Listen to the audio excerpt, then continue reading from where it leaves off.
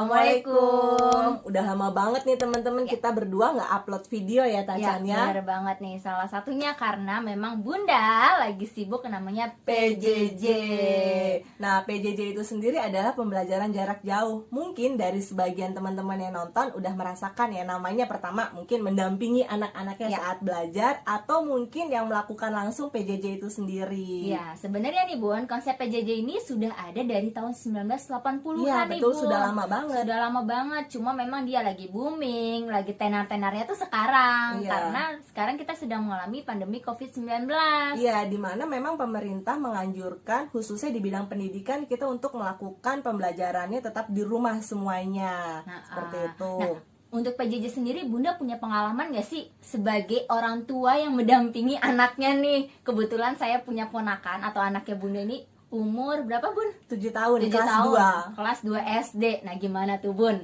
Nah, kalau kita cerita bagaimana kita mendampingi, mungkin nanti saya bakal curhatnya panjang, nggak selesai-selesai teman-teman kayak gitu. Karena yang pertama itu kalau kita ngedampingi, ya tahu sendiri ya, walaupun saya bidangnya dalam dunia pendidikan juga, tetap nalurinya itu akan muncul. Bagaimana pertamanya itu kita harus menyesuaikan mood si anak itu ya pada saat belajar. Kemudian juga belum entar dulu karena menurut si anak itu sendiri figur yang paling dia percaya mungkin ya sebelumnya adalah ibu guru. Kayak gitu ya.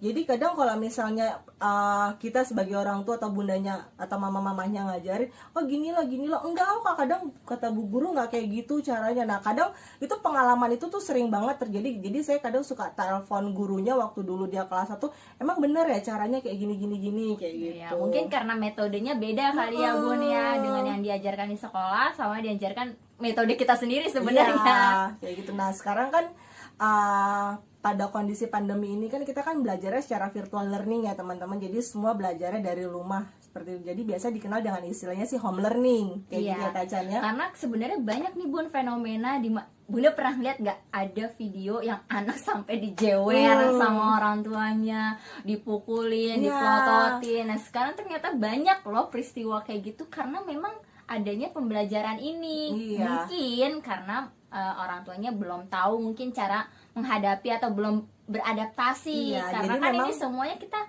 pertama kali ya Bun ya, semua butuh penyesuaian belajar sih, di rumah. karena butuh penyesuaian di mana benar-benar anak harus didampingi, khususnya anak-anak usia SD ya sebenarnya ya. Usia SD itu kan kelas 1, kelas 2, kelas 3 itu kan mereka harus didampingi banget pada saat belajar kayak gitu. Jadi terkadang juga gurunya tuh bukan hanya kasih tugas atau apa, tapi kadang mereka juga harus pakai platform lain untuk belajar, kayak misalnya Meet, Google Meet, Zoom kayak gitu, dimana dia nggak bisa sendiri, harus didampingi bagaimana pertama dia mengoperasikan komputer itu sendiri atau melalui gadgetnya seperti itu. Oh ya Bun, ada nggak sih tips-tips yang bisa dibagiin ke teman-teman gimana caranya menghadapi anak yang sedang belajar di rumah nih? Ya, mungkin tips-tipsnya jangan dari saya ya Tacan, karena di video ini kita mendapatkan pesan spesial dari psikolog anak yang terkenal dengan jargonnya apa Tacan? Momo psikomo, hey mau kemana? Nah itu biasanya kalau kita udah dengar lagunya si Komo, pasti kita udah langsung kenal dengan tokoh Kak Seto. Assalamualaikum warahmatullahi wabarakatuh. Saya Kak Seto akan mengisi di channel YouTube Bini Wilda mengenai tips sebagai orang tua mendampingi putra-putri tercinta pada saat anak-anak sedang home learning atau belajar dari rumah atau juga belajar di rumah. Nah, bagaimana agar suasana tidak menimbulkan ketegangan, stres, akhirnya justru menjadi kontraproduktif. Maka nomor 1, mohon ciptakan suasana gembira di dalam keluarga. Gembira artinya nuansanya penuh persahabatan. Tidak ada kekerasan, tidak ada bentakan, tidak ada dijewer, dipelototin, dan sebagainya. Jadi orang tua juga secara psikologis mempersiapkan kondisi kejiwaannya supaya lebih tenang, lebih sabar, dan tidak dalam serba terburu-buru dan akhirnya melahirkan berbagai tindakan-tindakan kekerasan terhadap anak. Jadi penuh persahabatan. Kemudian yang kedua, mohon orang tua secara efektif menjalin komunikasi dengan para guru di sekolah. Artinya materi yang akan diberikan kepada putra-putri tercinta di rumah ini jangan langsung kepada anak, tapi juga kalau bisa melalui guru. Melalui orang tua. Jadi orang tua yang menyampaikan kepada anak-anak. Yang orang tua juga tetap bisa menseleksi materinya, jangan terlalu berat, mungkin tidak sesuai dengan kondisi putra-putri di rumah saat ini. Artinya mungkin didiskusikan juga dengan para guru bahwa saat ini keadaan darurat. Jadi mohon kurikulumnya juga darurat. Bukan kurikulum dalam keadaan normal yang biasa diberikan secara sangat profesional di sekolah oleh para guru yang memang sudah terdidik untuk mengajar anak-anak. Jadi dengan cara-cara kreatif, orang tua bisa menyampaikan materi itu kepada putra-putrinya. Jadi orang tua tetap tadi gembira, lalu kreatif. Artinya materi pelajaran jangan datar begitu saja disampaikan kepada anak-anak. Karena suasananya kan anak di rumah sendirian, tidak ada teman-teman. Jadi suasananya juga mungkin bingung, mungkin juga stres, rindu kepada teman-teman. Jadi para orang tua memosisikan sebagai teman bagi putra-putrinya, sebagai sahabat. Jadi tadi kreatif ya mungkin ada lagu-lagu nyanyi, mungkin juga mendongeng, mungkin juga dengan menggambar, dengan gerakan tarian dan sebagainya. Jadi seolah-olah seperti bermain, tapi bermain sambil belajar. Sehingga hasilnya akan jauh lebih efektif dibandingkan dengan cara yang serba penuh ketegangan dan penuh nuansa kekerasan.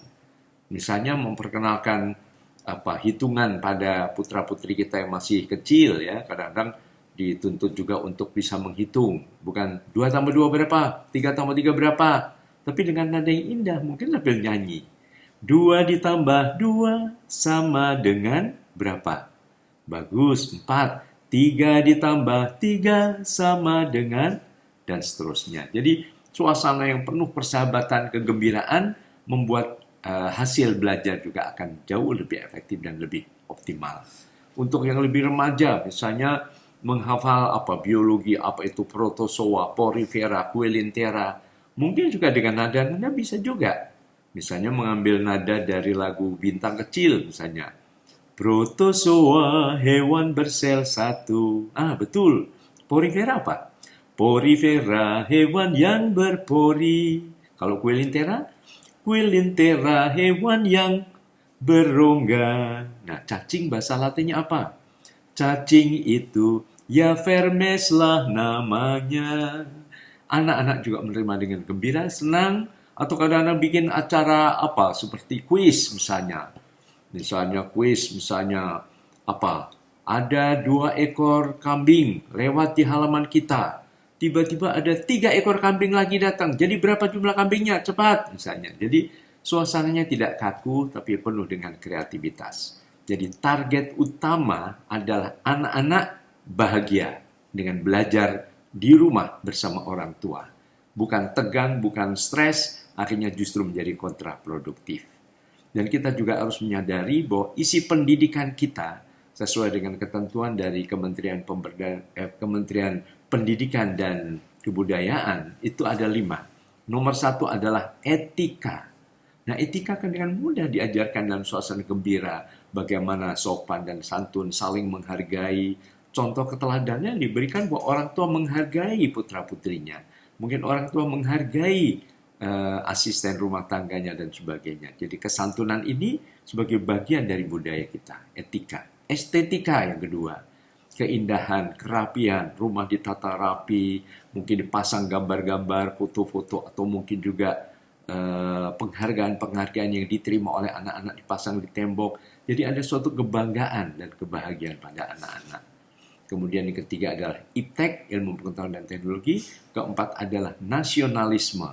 Nah, ini bisa diajarkan dengan makin mencintai bangsa kita, budaya kita, bagaimana aneka busana yang ada di berbagai daerah. Wah, ternyata hebat sekali. Aneka permainan, aneka lagu.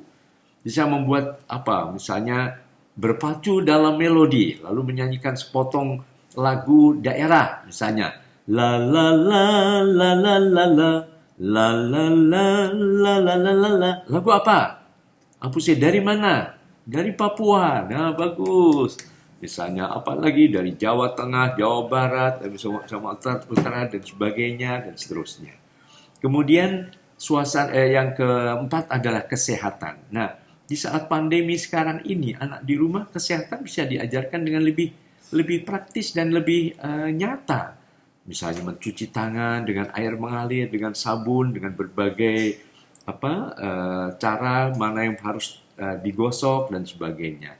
Memakai masker, selalu rajin berolahraga, atau mungkin juga makanan yang sehat dan bergizi dan seterusnya. Jadi intinya sekali lagi, mari kita ciptakan suasana belajar yang gembira, menyenangkan, penuh persahabatan, tapi juga kreatif, sehingga menghasilkan anak-anak yang bahagia di rumah bersama keluarga. Rumahku adalah istanaku. Ciptakan betul-betul sehingga anak merasa nyaman, betul-betul belajar dalam suasana gembira. Demikian para ayah dan bunda, sementara tips yang dapat kami sampaikan. Terima kasih. Wassalamualaikum warahmatullahi wabarakatuh. Wah, seru ya Tacan, tips and trick yang dibagikan Kak Seto bagaimana menghadapi atau mendampingi anak selama proses PJJ itu sendiri. Betul. Nah, ternyata belajar itu nggak harus serius-serius banget, tapi kita juga harus mampu mengemasnya dengan menarik. Misalnya belajar sambil bermain atau belajar sambil bernyanyi. Tadi kan Kak Seto juga udah nyanyi-nyanyi ya teman-teman. Nah, biasanya kondisi menyenangkan itu sendiri akan membuat anak menjadi lebih semangat. Jadi kalau anak udah semangat, itu akan membuat anak menjadi lebih mudah menerima informasi atau materi pembelajarannya, seperti itu. Oleh karena itu, tema kita tentang PJJ nggak hanya sampai di sini aja teman-teman. Kenapa Tacan? Karena di video berikutnya kita akan ngebahas PJJ dalam sudut pandang Orang tua, anak, dan guru. Nah, oleh karena itu buat teman-teman jangan sampai kelewatan nih video kita selanjutnya, karena video kita selanjutnya itu bakal lebih seru lagi nih, Bu. Nah, kita di situ juga kita bisa ngelihat bagaimana orang tua sharing-sharing pengalamannya selama PJJ. Kemudian anaknya juga nih selama PJJ itu mereka pengalamannya belajar di rumah tuh kayak gimana sih, atau bahkan ibu gurunya atau bapak gurunya di sekolah kayak gitu. Pada video ini kita juga mau mengucapkan terima kasih kepada Kak Seto yang sudah bersedia memberikan tips and triknya kepada kami, khususnya orang tua yang mendampingi anak selama PJJ ya. Sekian Cicet Winnie Wilda, semoga bermanfaat buat teman-teman. Wassalamualaikum warahmatullahi wabarakatuh.